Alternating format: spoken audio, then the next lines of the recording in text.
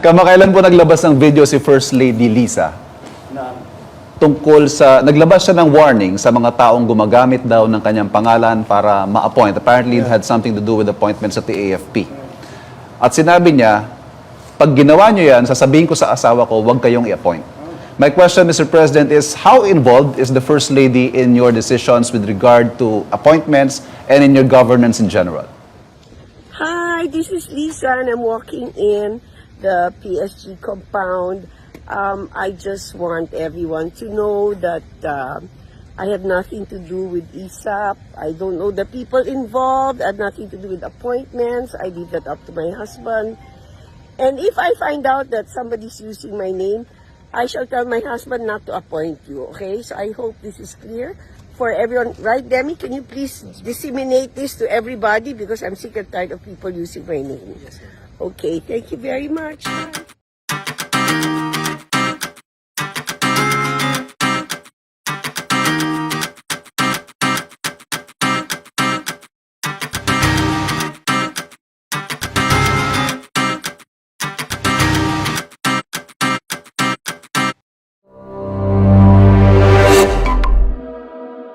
Kamakailan po naglabas ng video si First Lady Liza tungkol sa, naglabas siya ng warning sa mga taong gumagamit daw ng kanyang pangalan para ma-appoint. Apparently, it had something to do with appointments at the AFP. At sinabi niya, pag ginawa niyo yan, sasabihin ko sa asawa ko, huwag kayong i-appoint. My question, Mr. President, is how involved is the First Lady in your decisions with regard to appointments and in your governance in general? Zero. She really has no input on that.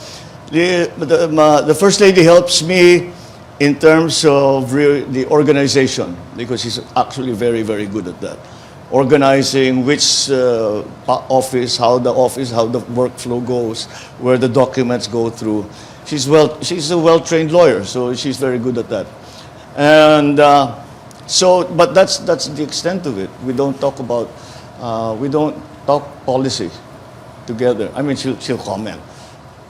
She'll generally say that, that looks good, that doesn't look good, I don't know why you're doing that, that's fine, what a great idea.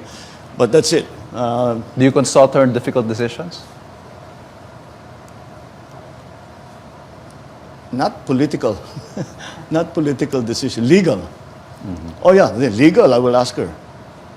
I will ask whenever there's a legal question. I'm not a lawyer, so I need an expert opinion.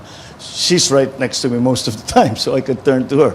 I am very lucky, actually. I think I have the best legal representation of any president. I have a former Chief Justice as my executive secretary. I have JPE, who is working as a legal advisor to the president. And between all of these experts and legal luminaries, that's the only time that the discussion may include Lisa. But she doesn't come to the office and sit with us at all. If I have something to ask her, it's usually definitions. Define to me what is the legal definition of this? What is the legal definition of that? When they talk about this, what do they mean? What's the legal concept behind that? That's the kind of question, because she's a teacher. So that's the kind of question I ask her. Last question, sir. Okay. Madalas nyo rin pong isama si Congressman Sandro sa inyong mga biyahe at sa inyong mga engagements. The question is the congressman being groomed as the next Marcos president? Sandro? No. He's not being... We're not grooming him for anything. He's grooming himself. He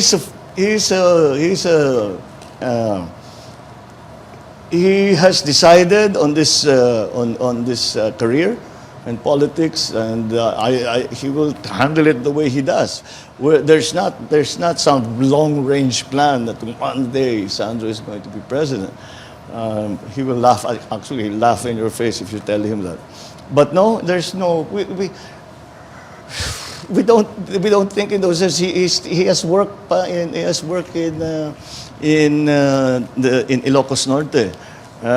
Even talk of the presidency would be so premature, and it's not something that we plan. I mean, we'll see. I think he has the same attitude as I do. I'll take this as far. I'll do as well as I can, work as hard as I can, and take this as far as I can. Which is exactly what I said. You know, well, like when people talk about did you plan this being to be president? I said, well, you know, I was a congressman. I said, well, masarap din siguro magpresidente, no? Oh, governor ba?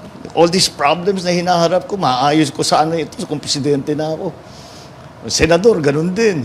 Diba? Everybody dreams to be the number one position. But that doesn't mean that we're plotting, we have this long-range plan. Not at all. Not at all. He's too busy anyway. He has too much work anyway. The reason he accompanies us is because he's an author of the Maharlika bill, the Maharlika Fund bill. And sometimes he has, like, I had an interview with Financial Times. He took over when it came to the Maharlika bill because I had somewhere else to go.